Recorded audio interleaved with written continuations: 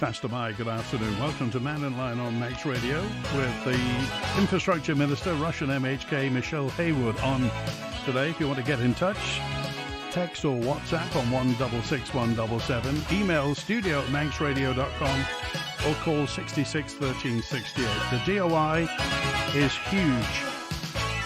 Vital aspects of the Isle of Man's life, of course, the Liverpool landing stage, bus vanning, the airports, the harbours, looking after the roads, waste management, it's all there. Oh, and the proposed 20-mile-an-hour limit. So,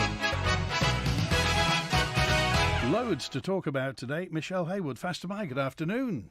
Good afternoon. Last time we were on, we launched straight away into the Peel to Craignish bus. Yep. What's the latest? So I've seen the timetables through. The RTLC have approved the route, and Bus Vannin are just working with the drivers to staff up the route, and I'm hopeful that we'll have the first buses running by the end of the week. Well, that's an absolute result. So congratulations on that. Let's get to the lines now, and I think we've got it's Chris with us first of all today. Hi, Chris. You're live with the Minister for Infrastructure. Hello, Andy. Thank you very much. Hello, Michelle. If I could ask you, you just recently quoted that there was 85 accidents in the Douglas-Oncombe area where you're proposing the 20 limits.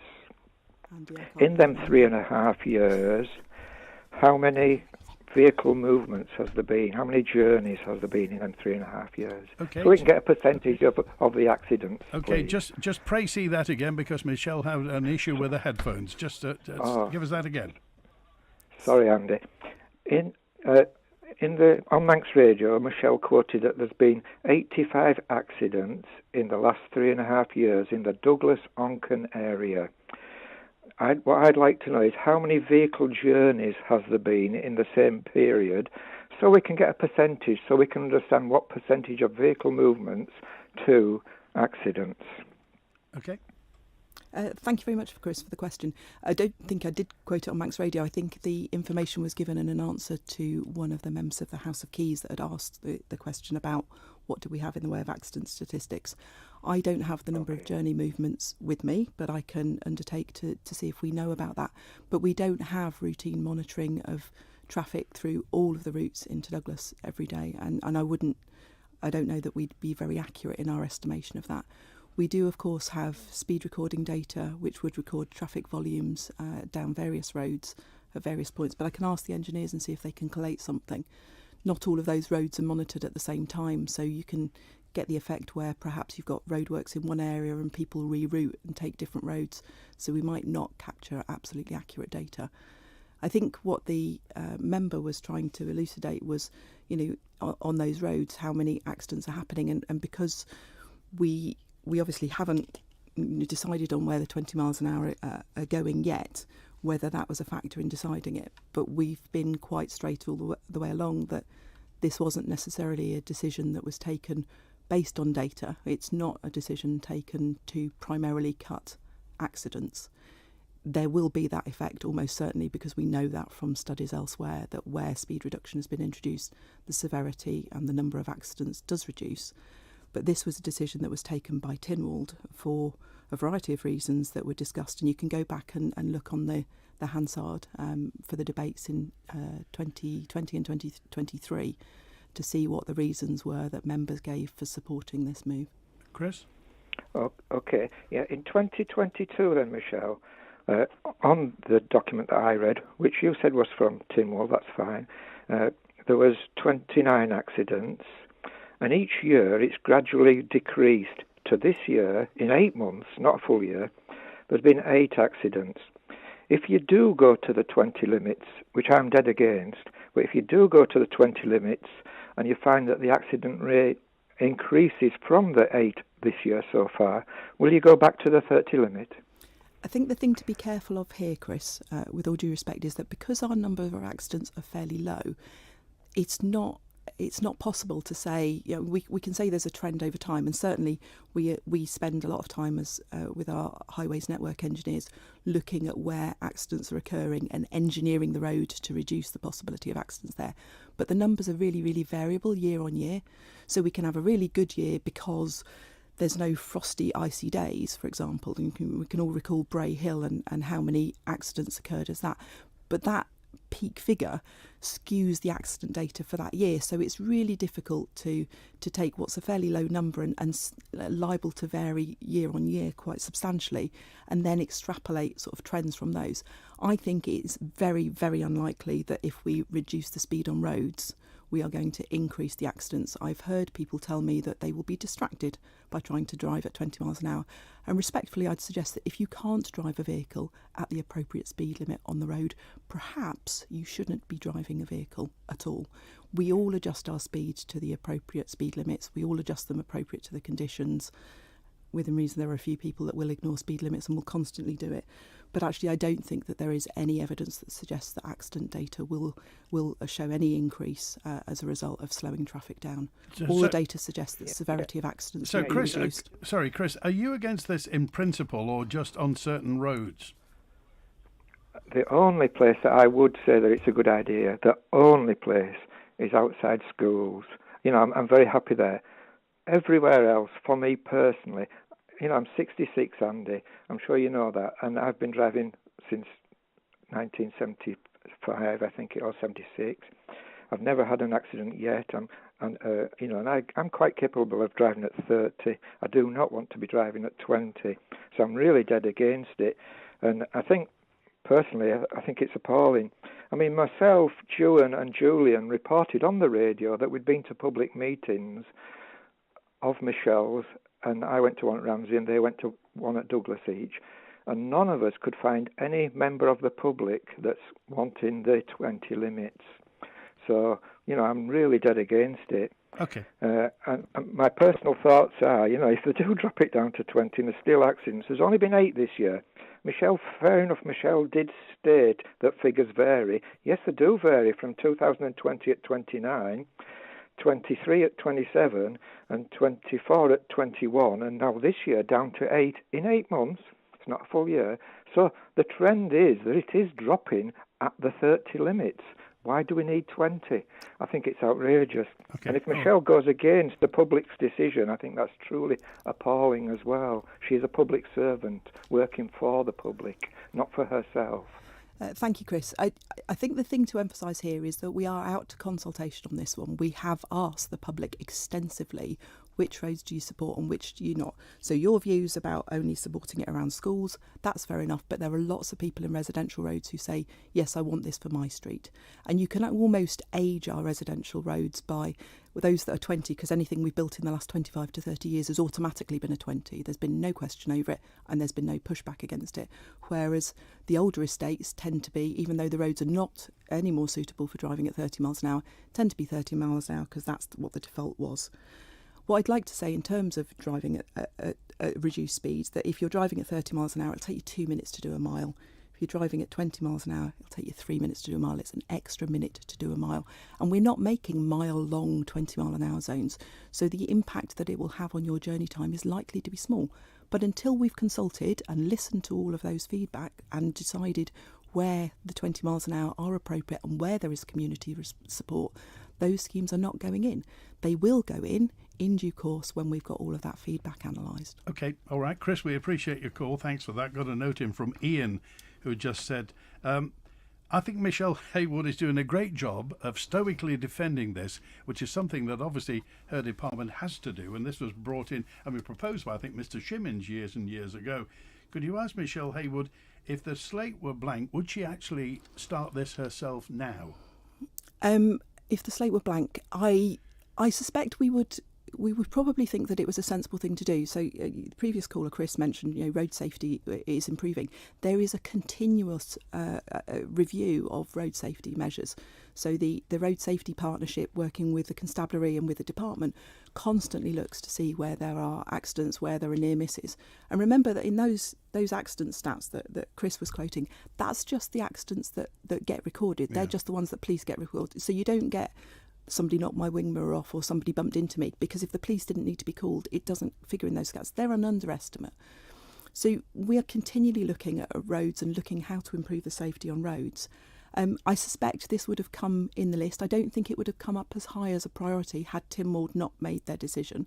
There would be other things like looking at young drivers, which we know are a particular risk, looking at our high-speed roads, particularly the mountain road, where we know that a large number of our fatalities are associated with high-speed crashes. And we'd be looking as well at older drivers because we know that they are another group that's at risk. So I think there are other things in play in terms of looking at road safety. This is one of them. It probably wouldn't have been a high priority over and above the others, but it is still a priority to address. Okay, and Ian just goes on and just said, if this comes into force, bearing in mind nobody's going to enforce it, you're relying on the good nature of the good drivers to do this, and there'll still be the rogue drivers who won't. There will always be rogue drivers. So what data tells us is if you have a 30 mile an hour limit, there'll be those that most people would drive around 34 or 35-ish. We think that's acceptable. And there'll be some that drive over 40 because that's what their perception is of what the safe speed is. If you drop the speed limit to 20 in an area, the average driver will drop their speed down and they'll be driving around probably 24, 25-ish. But the people who are doing over 40, psychologically for them, that's twice the speed limit. Right. And that becomes a barrier. So what we see is those really high-speed drivers who are ignoring speed limits anyway will tend to be pulled back down below the 30-mile-an-hour mark. And we know that the risks of serious injury if you're hit by a car at 20 or 30 miles an hour are considerably different. So it will bring down average speeds on roads and we will get those faster drivers to slow down.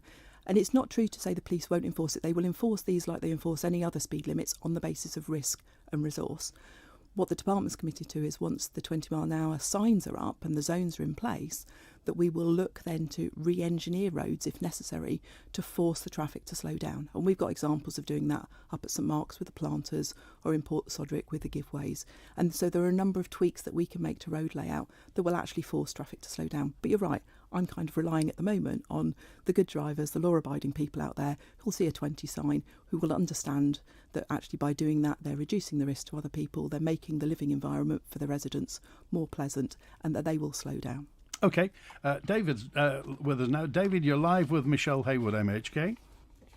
Hi, Randy. Hi, Minister. Two simple questions, really. There was a housing conference last week, and the rumours are circulating now that the 5-year tenancies have been stopped. Can you confirm that? And then the other question is regarding housing. And as the Minister, are you in law now a landlord or deemed to be a landlord in law? Yes or no? Thank you, David, for the question. Are 5-year tenancies being stopped? Absolutely not. Don't know where you've got that rumour. Probably best go to the person who told you it and tell them that they're just talking nonsense. There is no plan for stopping 5-year tenancies that I am currently aware of, and it certainly wasn't discussed at the housing conference to the best of my knowledge, and I was there in the room for the vast majority of the day. Your second question? It was regarding... as the DOI is responsible landlord for public houses, as the Landlords Act came in and private landlords were subject to the law, is the DOI a landlord? The DOI is a landlord. We obviously have properties that we have tenants in, and we manage those tenancies. So yes, we are. Are we covered by the landlord registration? No, because as the law was framed at the time, it covers private landlords. It doesn't cover local authority, and it doesn't cover DOI housing. So it doesn't cover the public sector. Okay, thanks. Bye. Okay, thanks for that point. Could you ask the Minister, this is a constituency one, so we'll put this in, views of tourism following the disturbing news of that young tourist stepping on a used needle at Port Erin. The government seems to have a lack of concern about the important tourism industry, the lack of intervention in controlling steam packet fares and what have you. But anyway, let's go to that the point about the needle at Port Erin Beach. I think it's a big leap to go from needles on Port Erin Beach. The government doesn't care about tourism. But parking that one, in terms of used needles, I heard the interviews this morning. I thought the visitor that had reported it was very measured in what he said. They are, needles are quite prominent and becoming more commonly used, and it is I think we probably do need some sort of campaign about the responsible disposal. He is right that anyone who is using needles and is given a prescribed drug that requires the use of needles will be given a sharp spin. So I think we need to urge people to responsibly dispose of them. I'm a little concerned as to how needles that are being used for insulin injections or for weight loss injections are ending up on a beach, to be fair, because that would not be the place that you'd necessarily anticipate people were sitting there injecting themselves. But all responsible regular users of such medication should know how to dispose of it safely. And I'd urge them, if they don't have a sharp spin, to pop into any of the local pharmacies and to ask for one, and they can pick one up there. Okay, thank you. 632, this is Alison, who just said, please pass the message on to Michelle Haywood. Many people, including myself, fully support 20 mile per hour zones, and thank you for the work. Anything which slows traffic down has my vote. The majority of drivers don't stick to speed limits, so all that will happen is that vehicles will drive at about 25 miles per hour, which is safer for everyone, says Alison.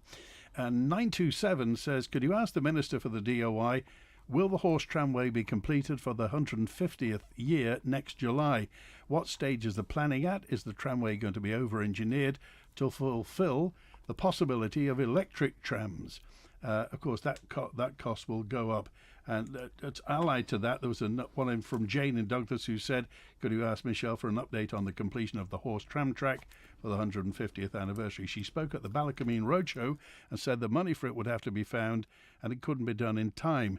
Now they've had an increase in tax receipts. Could some of that be used to get it done? Thank you. Thank both of the callers for their question. So the horse tramway business case is still within the department at the moment. We are still working on trying to get a coherent business case that supports that. I went down on a visit to the horse trams and to the electric trams a couple of weeks ago, and thanks very much to the guys around there for showing me around. It's an admirable service that they're kind of preserving, and I really, really value it. We are not likely to get any works completed for the 150th year. I hope that we've got to the point where we've got a business case and we've got the funding agreed, and that in the 150th year we can commit to supporting that the tramway going forward. The mention of electric trams running along the same rails has been. There is a section in the business case that deals with that. From memory, I don't think that it actually increased the cost by as much as you would think. So it's possible that it's something that we can look at in there, because actually if you're going to do it, this would be the time to include it rather than going back. We're also, as part of that business case, looking at the future of Tramway Terrace and what we do with that, because we appreciate scaffolding's been up there for ages. The buildings are a bit of an eyesore, and we could do with dealing with the whole thing. So I'm kind of putting it all together. It's all about the horse tramway, and it's all about supporting that into the future. So we are working on it. Need to get it right before I bring it through Treasury and before I take it to Tynwald. So we're just taking the time to get it right. I'm hoping that happens within the next few months, that we should have that forward. Okay. The notion of electric trams, as you say, that's been swirling around for many years. And with the possibility of active travel and more public transport, if electric trams, modern electric trams, and bearing in mind that the permanent way that we have, the tracks that we have, are industry standard. They're not, it's only the rolling stock that's antique, and that's what they've done in Blackpool.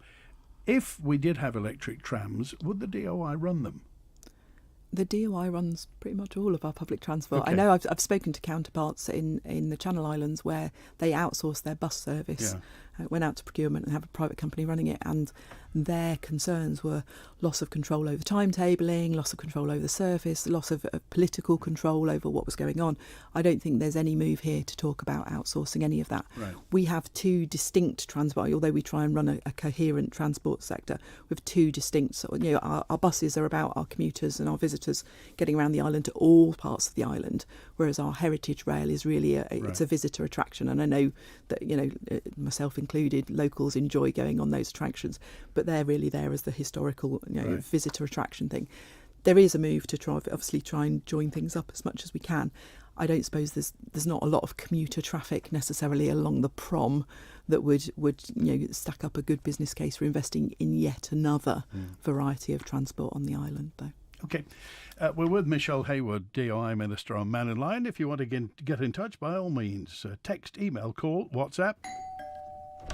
Hi Liz, I see you've had your garage converted. We're desperate for more room. Yes, Come through and have a look. John called Manx Property Conversions. We now have an extra bedroom, but it could be another reception room, kids' playroom or office. They also did our conservatory roof last year. We were so impressed, we got them back to convert the garage. Wow, I need that. What's their number again? Call MPC on 450 500. That's 450 500. Or find them on Facebook at Manx Property Conversions.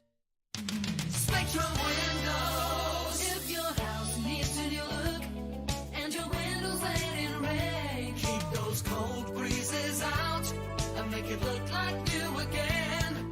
Spectrum Windows, Spectrum Windows. Quality through and through. Great work guaranteed to you. Spectrum Windows, Spectrum Windows. Spectrum Windows. Out and about this summer, EVF service stations have everything you need to make the most of it. Hot and cold food, chilled wine and beers, barbecue essentials and more. You can even pick up your lottery tickets at our stations across the island. Fill up, fuel up with Ellen Vannin Fuels. Visit us at evf.co.im. Stocks and offers may vary between locations. Ramsey Garden Centre. For roses, shrubs, climbers, trees and perennials. Or solar lights, stone ornaments and bird baths. There's never been a better time to visit Ramsey Garden Centre. Open 7 days a week. Radio Caroline North is back on the air this weekend for our annual 3-day fundraiser.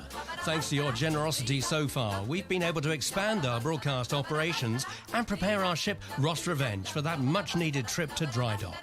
But there's still more work to be done, and we'll tell you how you can help us achieve it. So make a date this weekend. Our live broadcast starts on Friday at 10 on 1368 AM, on DAB and online. It's Radio Caroline North. The Mannin Line with Andy Wint. And Michelle Haywood, MHK, DOI Minister, is here. Here's a note in from Alan, who just said, could you ask the Minister, the swing bridge in Ramsey has been closed to vehicles since the start of the year. Whilst it doesn't support huge volumes of traffic, it's important as a link to the north of Ramsey. It's only in the last few weeks that what would appear to be investigative works have started.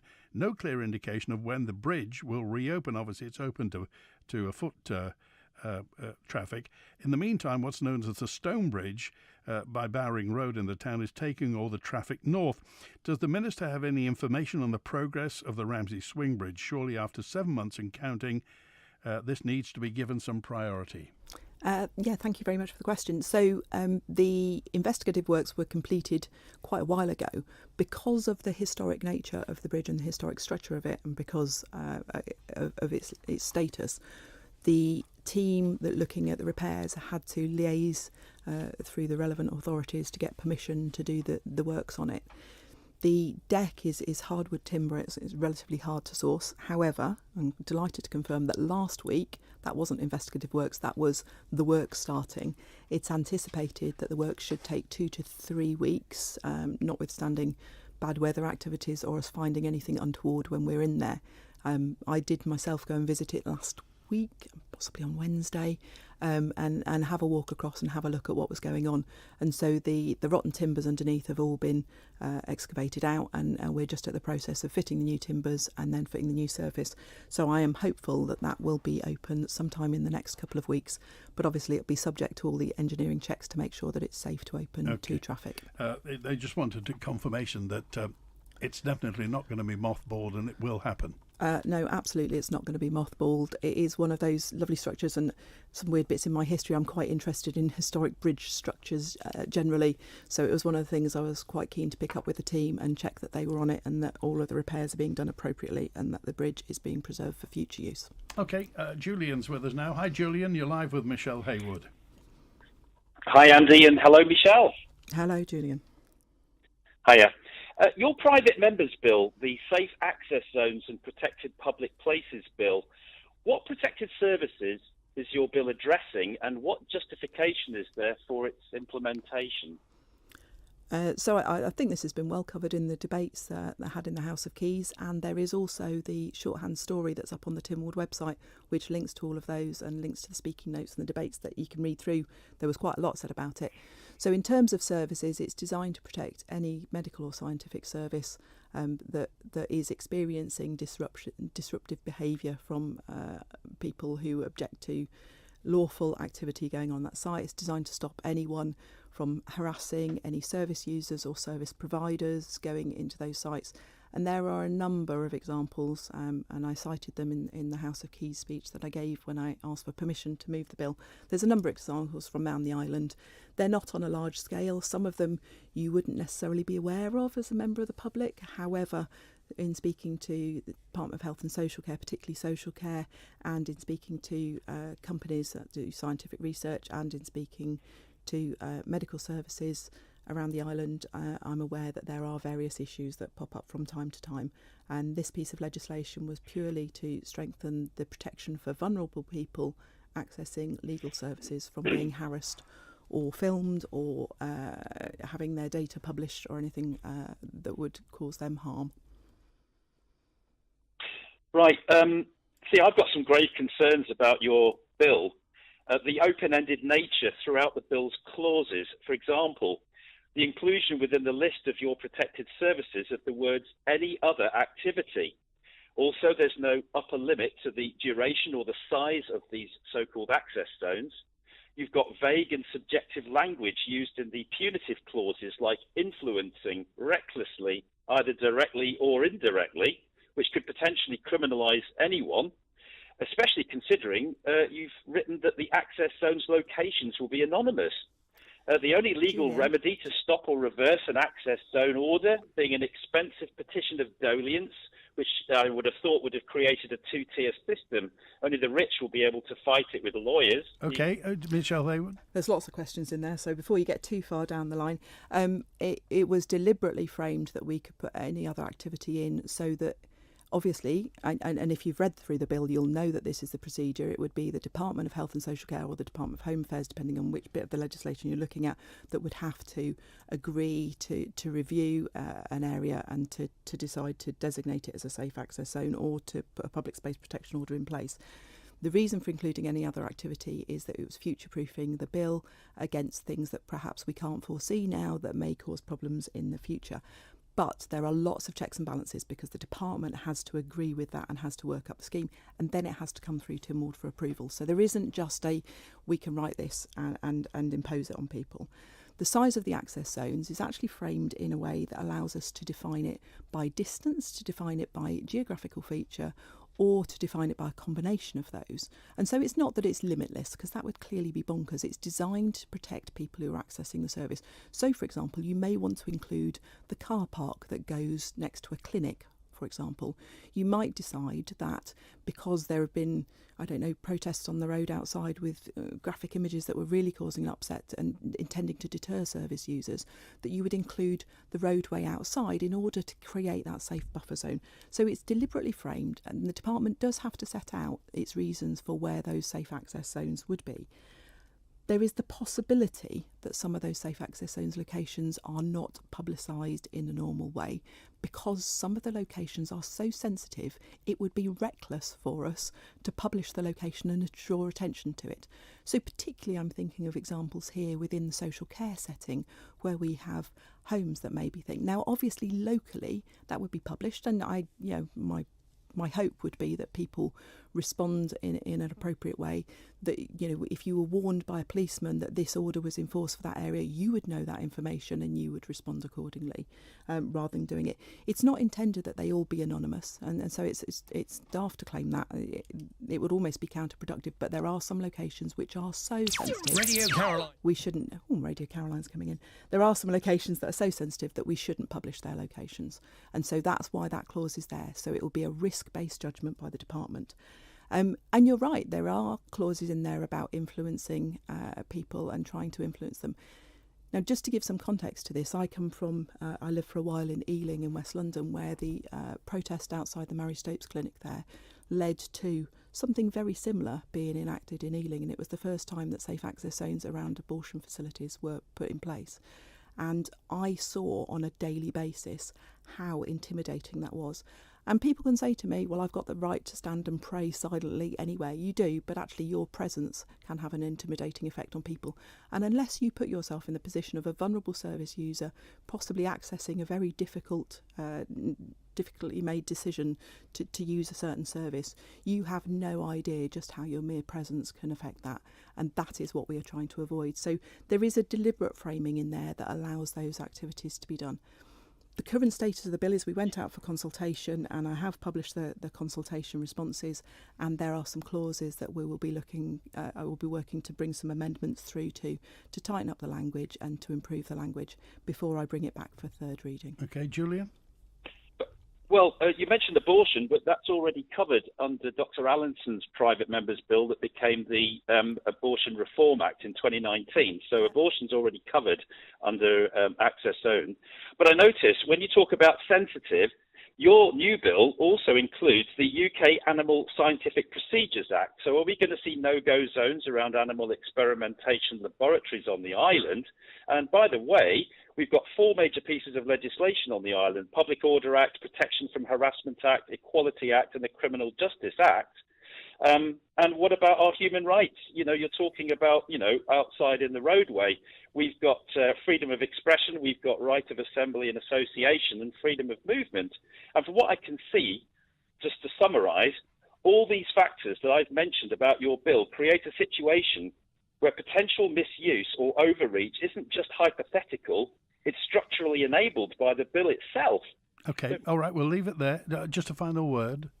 So the UK animal experimentation legislation is mentioned because that's how the island would authorise any of those. There is none of that going on the island, so don't please create any misconceptions out there that we've got huge animal experimentation labs on the island. We don't have, and they are covered by legislation. I understand your human rights, but I also think that the rights of vulnerable service users trump your right to stand there and have your protest made. There are ways to make protests. Protest against laws outside of Tynwald, where the people who make the laws are. Don't protest where you're intimidating vulnerable service users. Okay, just finally, Michelle Haywood, can you appreciate or empathise with people who suspect that there may be a propensity for overreach in this legislation? I can see why some people have created that perception that there may be the possibility for overreach. I think the checks and balances in that it has to go through the department and be proposed by the department, and then it has to go to Tynwald, and it has to be, it can be challenged in Tynwald, and that's the right place for those orders to be challenged and to be made. And obviously people will get the ability to lobby their MHK and to put their views forward at that point. So I can see why people are concerned about it. I genuinely don't think that this is going to be misused. I think that departments will use the legislation very carefully and only in those situations where it's the appropriate piece of legislation to use. Okay, EVs now. What responsibility does the department have for enabling and installing electric charging stations for EVs? A visitor from the UK is visiting in his Tesla. Could the minister ask Tesla to install a supercharger on the Isle of Man? Tesla V4 SUVs are reliable, widespread and open to all EVs. We wouldn't ask Tesla to do it necessarily. So I believe the legislation is such that supply of electricity has to come through the MUA. And so I think the department does support installation where we can, but I'm fairly sure that supply, because of the way our legislation framed, the only supplier of electricity is the MUA. Who owns those charging points? I think it depends on where they're located. Right. So I know Portsmouth Commissioners put some into their car park, but it's an MUA installation. Right. And the one at the sea, there's a couple at the sea terminal. Are they DOI? I'm assuming they're probably DOI, but they would. It does have to come via the MUA. Okay, let's go to Stan now. Hi, Stan. You're live with the Minister from the Department of Infrastructure. Oh, there. I just wanted to ask you a question. Who owns the grass verges either side of the main road, especially out in the countryside? Okay. Why do you ask, Stan?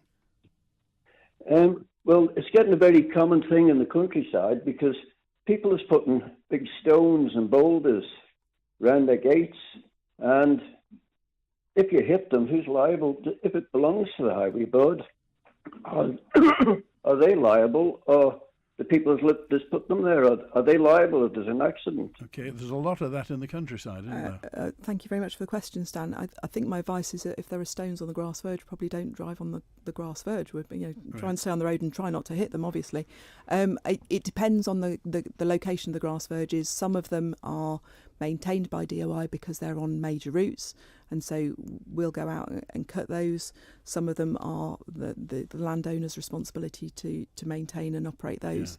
And if it's your land, you can put stones wherever you like on your land. Okay, I think the question is also, if there were an accident, if it was an accidental accident, instead of just going into a verge and they hit one of these enormous stones, who will be liable? I guess it depends on the circumstances of the collision, and that would be, that would be an insurance company discussion. But we have lots of dry stone walls alongside roads. If you hit a dry stone wall, you'll do a considerable amount of damage to your vehicle. But if you're not staying on the roadway, that's obviously a question about what was going on in terms of driving conditions and your ability to keep the car on the road. Okay, Stan, you've not hit one, have you? No, well, I did, but I didn't do much damage. But in the countryside, they're single-track roads, and if a car comes the other way, sometimes you end up back in half a mile because people's got these big stones out. To me, it used to be the highway board owned from base of the hedge to base of the hedge. I don't know whether it's changed.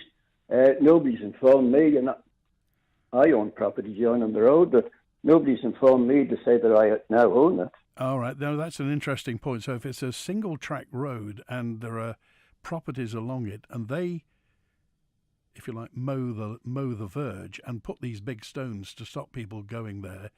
Well, it's interesting as to who owns it then. Does the DOI own the verge? Well, yeah, as I say, we'd have to go through land registry and we'd have to check for each of the locations as to where the land was registered to.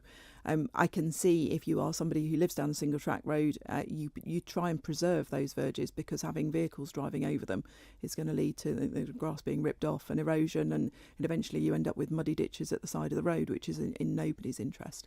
So, Stan, if there are any particular roads that you've got concerns on, can I urge you to go through the Highways Reporting Service and report them into Ellerslie, and we can get somebody down there to check on the roads and just check that everything's legal and above board. What's the Highway Reporting Service? So if you go through the DOI website and just look for report problem or notify.im, there's a whole thing. I think it might be inquiries. Is it inquiries at highways.gov.im? But don't quote me on that one. It's something similar to that as an email address.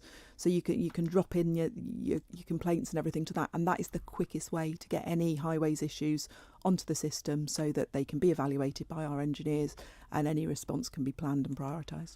Okay, thank you for that, Stan. You can go, the Department of Infrastructure is at gov.im/infrastructure. Here's Scott now. Hello, Scott. You're live with Michelle Haywood. Hi, Scott. Oh, sorry. Hi, Scott. Hi, Scott. You're there, aren't you? Hi, I'm here. Can you hear me? Loud and clear. Go ahead. Okay, right. I run DB Autos, the garage in Douglas, and over the last 10 or 15 years, we've seen massive problems with DPF units, which is, well, basically a catalytic converter for a diesel. It's not quite that, but that's the best way to describe it for people who don't know. And it's because of the short runs that we do on the island. Now, most of them are getting to about 50,000 miles and needing either replaced or cleaned and remapped. And that's the problem we've got at this speed. When cars are doing 20 miles an hour, these things are going to block up even faster, and they're going to cause more pollution and more emissions. So who has the government used to get the information on the emission side of things? Because it doesn't seem correct.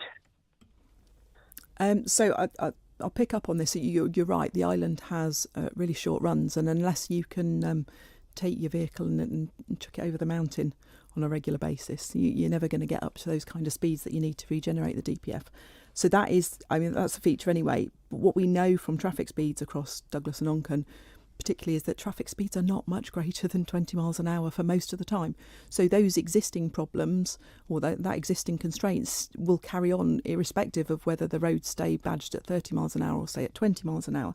So you'll see the same issues continuing. I don't necessarily know that we'll see an acceleration of that because people are not driving at 20 miles an hour through the centre of Douglas now. The average speed on Victoria Street is just under 9 miles an hour during the sort of the peak times and rush hour times, and so people are doing lots of very short journeys, and it is something for car owners to consider when they're choosing their vehicles. Okay, I actually I work on Victoria Road, and I'd say the average speed on that road's about 40 miles an hour.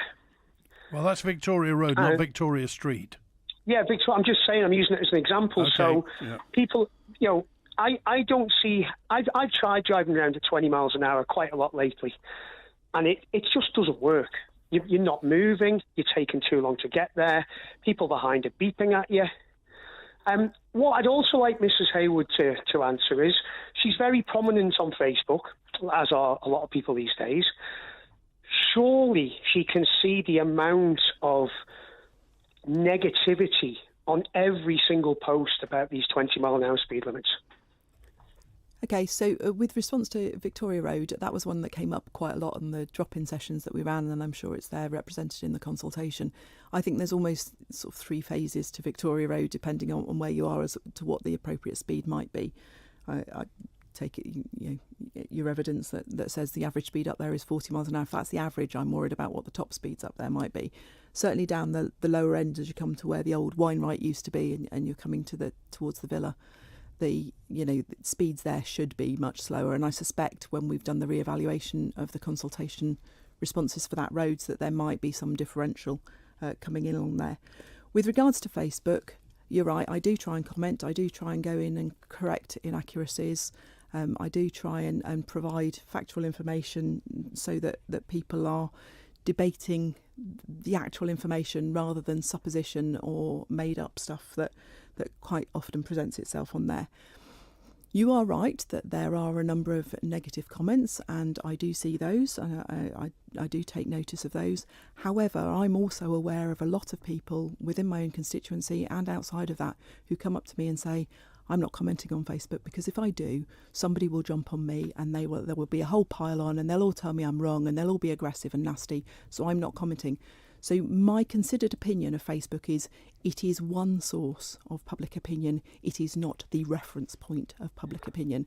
I think there is much better data to be got from the consultation that we ran, and there is much better data to be got from going out and talking to people within my constituency and across the island. And I've been going around and doing a number of visits to local authorities. I'm also doing a drop-in session up in Ramsey on Saturday morning from 10 till 12 at the town hall for the 20 mile an hour consultation for up the northern end of the island. So I think there are much more balanced conversations that happen outside of Facebook, and Facebook has become its own little echo chamber. So you're right, there's a very negative opinion of me, often from people who don't know me, don't know my motivations and don't understand all of the facts about the situation. And I read it, I take it on the chin, but I don't think that it's a way of making policy. Sorry to butt in, I didn't say the negativity about you. I said the negativity about the 20 mile an hour speed limit. I live in Onchan, and I know a lot of people. I've not met one person who wants this to happen. So wherever you're getting your data from, maybe you should look at getting a different source, because when you speak to people on the ground, I haven't met one person who wants this to happen yet. So okay. I don't believe you, I'm afraid. Okay, all right. Well, we appreciate that, Scott, and thanks for having your say today. Just going back to Facebook and going back to criticism, Michelle Haywood, do you take stuff personally? I think you'd have to be insane not to take some of it personally. You'd have to be so arrogant and divorced from reality not to read some of that stuff. Some of the stuff is truly awful, and if that discourages good people from stepping forward to put themselves forward for election and to go into public service, I'd be really upset about that, because I can see how detrimental it can be. It's for me personally, my 3 sons are all over 18 now, and they're all grown up, but I would hate it for them to be in school and for some of the things that have been said about me to be circulating around. They're all wise enough to not take it to heart, but it's really difficult stuff that's written sometimes. People with no grounding in facts or anything, who really don't know me at all. Okay, we live in Ramsey, says John, and are in support of Michelle's 20 mile per hour speed limit. Pedestrians, I think, will feel safer. A note in from Andy who just said, could you ask the Minister, has the department considered inviting an electric bicycle hire company like Santander Bicycles to operate in and from Douglas? Electric bikes and electric scooters are actually on my big whiteboard of to-do things. I'm working, you'll have noticed since I came in as Minister, I've kind of been working away trying to sort of like chip some of the stuff that I know is on the DOI's list of things to address. It's an interesting suggestion and I'm happy to take it on board. It will be one of the things that I'm trying to find time to look at and to evaluate.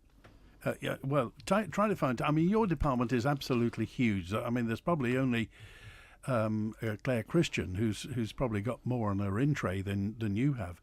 Highways, airports, harbours, quarries, planning, building control, meat plant, animal waste, public transport, things like the MEA, the Sewerage Authority, Planning Authority, Health and Safety, Road Transport Licensing Committee. Haven't got planning, and I haven't got the meat plant. They're DEFA. Oh, are they DEFA now? They're DEFA. Yeah. Do the meat plant report to? Yeah, meat plants are DEFA. Right. Okay. DEFA So, issue at the moment. how do you allocate resources and your personal time to this? Is it just on an as and when basis, or do you proactively go to look for something? I've got a list of things. So when things are raised by either MHKs or fellow Tynwald members or constituents, I've got a rolling list of things that I contact officers with. We have regular department meetings. We have regular policy and strategy meetings. The officers, since I've joined the department, have been fantastic because every time I need to get up to speed on the next topic that's coming up, they run a briefing for me and they're always really responsive to give me the information that I need. So in terms of priorities, we've obviously got priorities that are set in the island plan. We've got Tynwald commitments as well, and we track those and we're working through those.